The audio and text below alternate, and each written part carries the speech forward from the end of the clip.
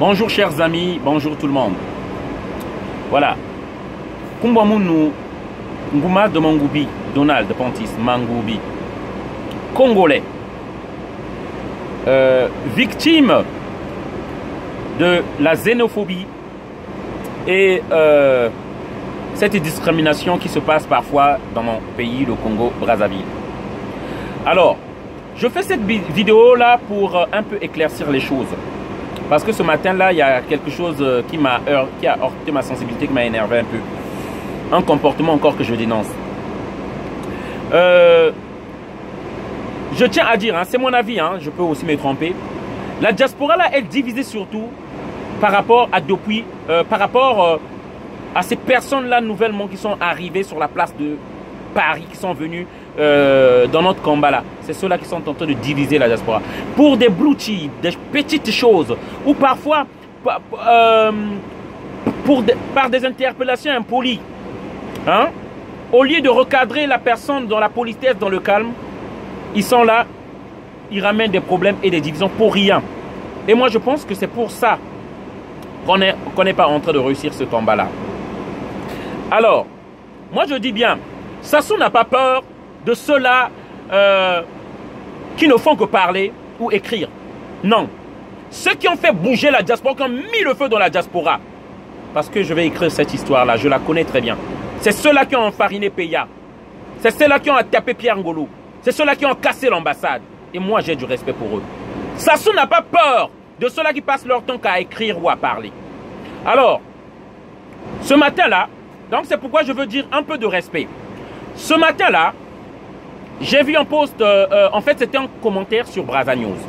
Ce commentaire-là, ce monsieur, il a écrit que, curieusement, les parents de ces leaders enfermés, donc il faisait allusion à Okombi Salissa et à Mokoko, les parents de ces leaders-là ne parlent même pas. À l'instar de Madame Boukadia qu'on a vu se battre et on a vu la libération de son mari. Et elle a parlé aussi du colonel Mpika.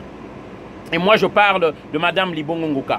Et puis il a dit, et encore plus curieux, ce qui étonne encore plus, la majorité des frères du Nord, silence total ou ne parle pas. Moi j'ai trouvé que le post, il était intéressant. J'ai pris le post, j'ai mis chez moi. J'ai dit, lu pour vous donc, du genre que j'ai pris ça quelque part. Mais j'ai vu des interpellations, au lieu que ça soit dans le respect, dans le calme. Ces inepties, on va les combattre et tout l'autre là. Mais vous allez combattre quoi?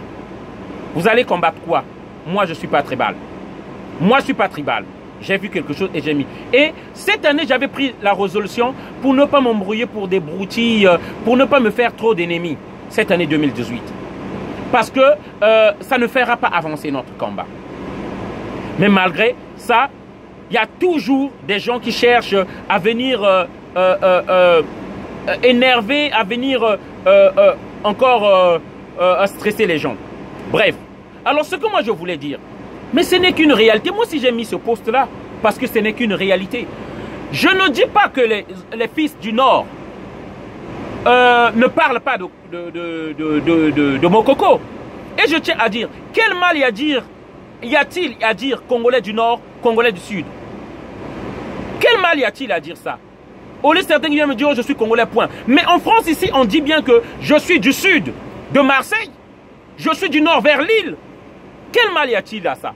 Le mal, c'est la xénophobie, la discrimination, hein, ou le favoritisme d'une région. Ça, c'est le mal.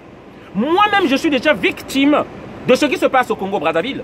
Je suis des parents du Sud, Bembe, Lari. Mais je sais qu'il y a une xénophobie entre les Lari et les Bembe. À 60% ou à 70%, les Lari n'aiment pas les Bembe. Et de la même chose sur la Bouenda qui disent, oh, bah Lari a pampam na mouni miabawina et tout l'autre là. Et je subis ça aujourd'hui. Je ne peux pas être celui qui va encourager ces choses-là. Je suis Congolais, point barre, c'est vrai. Mais une chose est une triste réalité qu'il y a chez nous. Les premières élections libres qu'il y a eu au Congo-Brazzaville, certains ont voté Sassou parce que j'étais Mboshi. C'est une triste réalité qui se passe chez nous. Certains ont voté Lissouba parce qu'il est du Nibolande. Dans mon pays, on ne vote pas les personnes par leur projet ou par leur programme, mais par appartenance ethnique. Ça, c'est une vérité. Mais pour quel mal y a-t-il à dire ça? Je n'ai pas posé un tribunal là pour dire que je suis en train de condamner les gens, je suis en train d'indexer les gens, je suis en train de dire l'intel ils sont mauvais. Non. Je suis en train de dénoncer. Dénoncer pour dire que ces pratiques-là sont mauvaises. Il faut qu'on change. Il faut qu'on change de mentalité. Il faut qu'on évolue. Je ne dis pas la totalité. La preuve lorsque je dis que, au sud, on soutient plus Mokoko. Simplement, lorsque Mokoko avait décrété ville morte, mais au sud, on a suivi à Pointe-Noire. On a suivi ville morte. Mais à Wenzé, tout l'autre temps, on a vu les marchés. Qui n'a pas vu? Quel mal y a-t-il à dénoncer tout ça? Lorsque, aujourd'hui, je trouve triste les mentalités de mon pays. Lorsqu'on a fait le plan Mouébara, mais c'était ça visait quoi? Les quartiers sud. Où est-ce qu'on recrutait les jeunes? Moi, j'avais fouillé dans la zone nord. Heureusement, j'étais pas parti dans la zone sud pour me réfugier dans les forêts. J'avais fouillé dans les zones nord. Mais où est-ce qu'on venait recruter les jeunes pour aller se battre dans le Poul et Bakongo? Mais c'était à Talanga, c'était à Wenzé, c'était à Mungali, dans la zone nord. Quel mal y a-t-il à dénoncer cette réalité dans mon pays?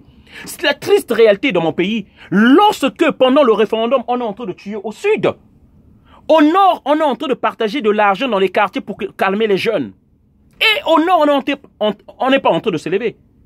Aujourd'hui, qu'est-ce que les frères du Sud avaient dit?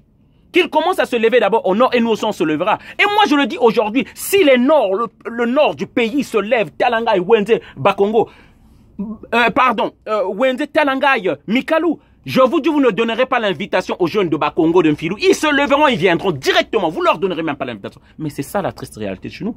Beaucoup de gens du PCT aujourd'hui comprennent que ça soit mauvais parce qu'il n'y a plus d'argent, parce que le CHU a fermé. Parce que nous allons écouter. Mais ils n'ont pas vu Sassou était mauvais lorsqu'il tuait les gens au pool. Ils n'ont pas vu Sassou mauvais lorsqu'il faisait le plan Mouébara. C'est ça la triste réalité de chez moi et je vais le dire. Je serai cette arête-là ou ce pic-là au Congo-Brazzaville. Pour votre malheur ou pour votre bonheur, je suis congolais. Je le dis bien, je serai pour votre malheur ou pour votre bonheur congolais. Lorsque quelque chose n'ira pas, je le dirai. Même si on me tape, même si on me tue, on a déjà mis notre tête sous l'eau.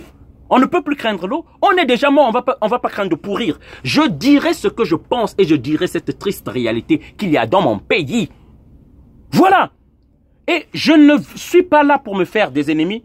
Je ne suis pas là pour me faire encore plus d'ennemis, mais je dirai cette réalité. Je suis de ceux-là qui encourageront les mariages interethniques, les mariages nord-sud. Je suis de ceux-là qui proposeront même qu'on encourage, on avantage, on facilite les mariages nord-sud.